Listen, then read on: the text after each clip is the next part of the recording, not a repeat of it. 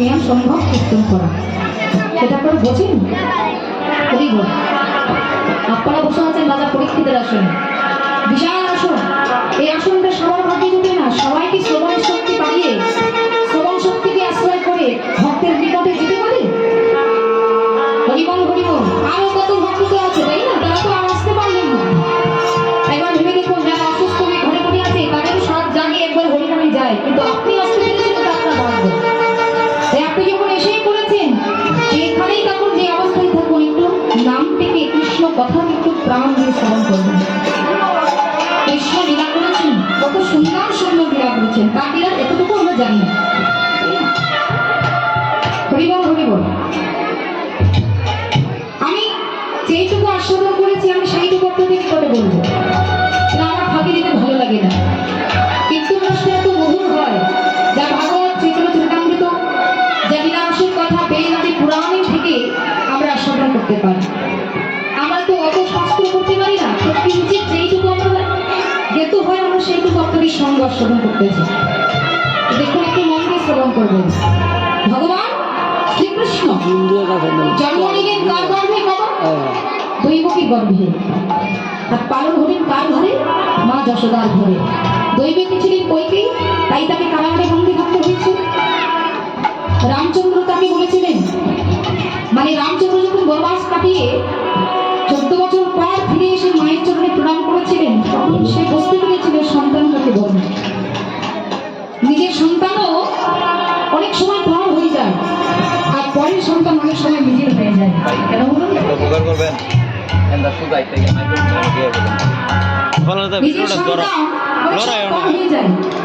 যেই দিনই কইকেয়ী বরদান চেয়ে রামচন্দ্রকে বনবাসে পাঠিয়েছিলেন, সেই দিনই ভরত তার মাতাকে বলেছিলেন, আমি আর কোনোদিন তোমাকে মা বলে রাখবো না। এই 14 বছর ধরে তাকে মা বলে রাখেনি, দাদার পাদুকার পুজো করেছে। তাই দাপর যুগে সে ভক্ত সুদামা হয়ে জন্মেছে। রামচন্দ্র 14 বছর পর ফিরে আসার পর যখন দেখেছিলেন তার পাদুকার পুজো করেছে, তখন রামচন্দ্র ভরতের মস্তকে হাত দিয়ে বলেছিলেন, আমি অনেক জীবনে ভ্রাতা দেখেছি, তোমার মতো ভ্রাতা, তোমার ঋণ আমি কি করে শোধ করবো? কিন্তু ভ্রাতা স্বরূপে শোধ করতে চাই না। তিনি বলেছিলেন, দাদা তুমি এমন বরদান আমাকে করো, এমন আশীর্বাদ আমাকে করো, ভাই হয়ে ভাইয়ের রাজত্বে যেন আমি হানা দিতে না চাই। আমাকে তুমি রাজার ঘরে আশ্রয় দিও, আমাকে তুমি রাজার ঘরে রেখো না। আমাকে তুমি বিরোহিত করো, কাঙাল করো, দরিদ্র ব্রাহ্মণের ঘরে জন্ম দাও, তবু আমি যেন কৃষ্ণ ভজন করি। আমি তোমার কাছে কিচ্ছু চাই না, ধন চাই না, প্রতিপত্তি চাই না, সিংহাসন চাই না। তোমার সিংহাসন যেমন তুমি রেখে গেছিলে তেমনই আছে, শুধু তোমার চরণকে পুজো করতে চাই। ভগবান বলেছিলেন যে আমার চরণে পুজো করতে চাই, আমি তার চরণে পুজো করি।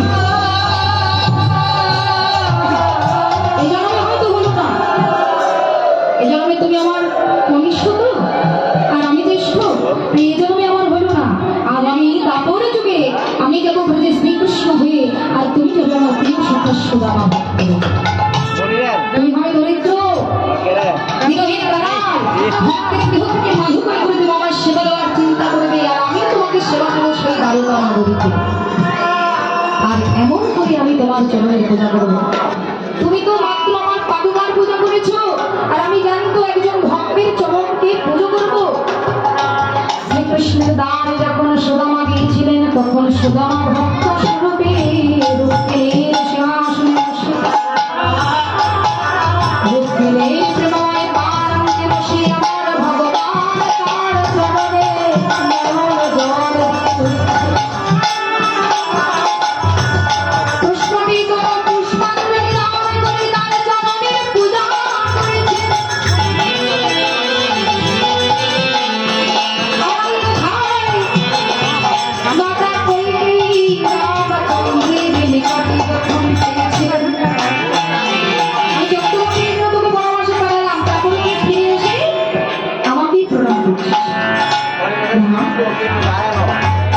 এমন সন্তান কেন আমার গর্ভে জন্ম হবে?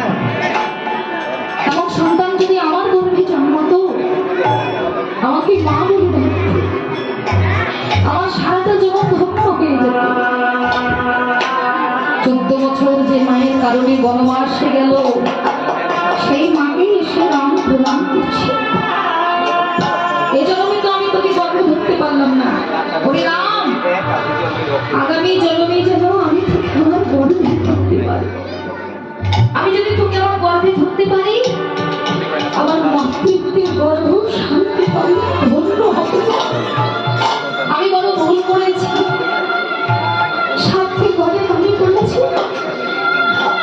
ভেবেছিলাম আমার পুত্র রাজা হবে, আমি রাজমাতা হব, কিন্তু আমার মতো দুঃখিনী মাথায় জগতে সবাই আমার বাইরটা দেখেছে, কিন্তু আমার ভিতরটা কেউ দেখেনি। রাম, যদি কোনোদিন তোর সাথে হয়, তুই আমায় একবার সুযোগ দেবি। রামচন্দ্র প্রণাম করছে তো, মস্তকের উপরে টোপায় টোপায় জল পড়ছে। এবারে মাথায় জলের হাত দিয়ে মায়ের দিকে যখন নাম দৃষ্টি করে চেয়েছে, তখন মায়ের লাল গগনে দুটো নরম মারাক শোনার জন্য আকুল হয়ে গেছে। রামচন্দ্র তখন নাম মুদিত করে বললেন, শান্ত হও মাতা, জগতে যে যাহা চায় আমি তাকে তাহাই দেই, তবে যে যেমন কর্ম করে সে তেমন ফলও পায়। এ জন্মে তুমি আমাকে বনবাস দিয়েছো তো, আগামী জন্মে তুমি আমার মা হবে, আমি তোমার গর্ভে জন্ম নেব, কিন্তু তোমার মা গর্ভে দাঁড়াবো না।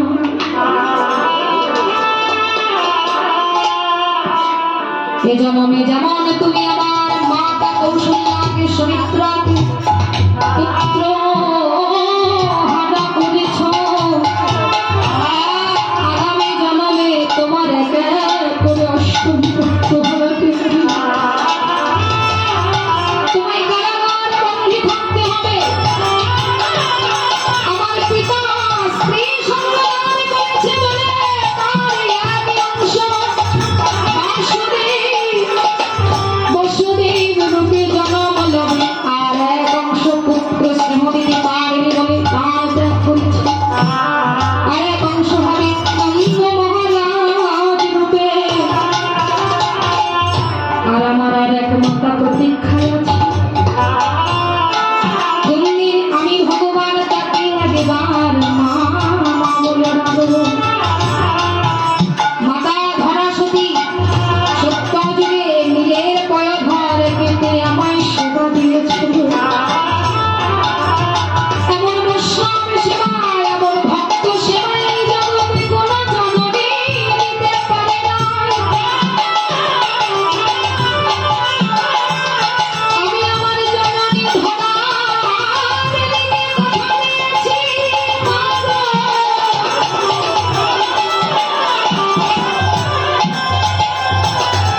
আর আমি কাপুর যুগে তুমি আমার মাতা নন্দ যশোমতী হবে।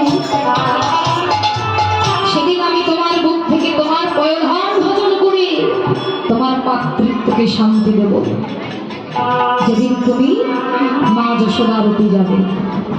কিন্তু মা, এখানে ছোট্ট একটা কথা, অন্যের সন্তানকে পালন করলে ভক্তের বড় মায়া হয়ে যায়। মা যশোদা তো জানতেন না গোপাল কোনোদিন তাকে ছেড়ে চলে যাবে।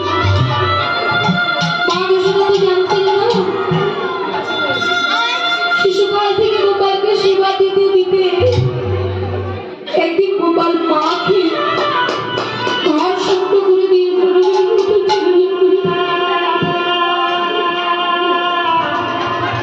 যেদিন গোপাল অক্ষরমণি রথে উঠে কংসবনের ন্যায় চলে গিয়েছিল মথুরায়, সেদিন মা যশোদা বড় কেঁদেছিল। মায়ের মন তো, সন্তান যদি দূরে কোথাও যায়, সন্তানের যদি কিঞ্চিত কিছু হয়, সবার আগে মা জননী জানতে পারে। মা যশোদা বুঝতে পেরেছিলেন যে গোপাল যদি একবার চলে যায়, আর কোনোদিন আমার কাছে ফিরে আসবে না।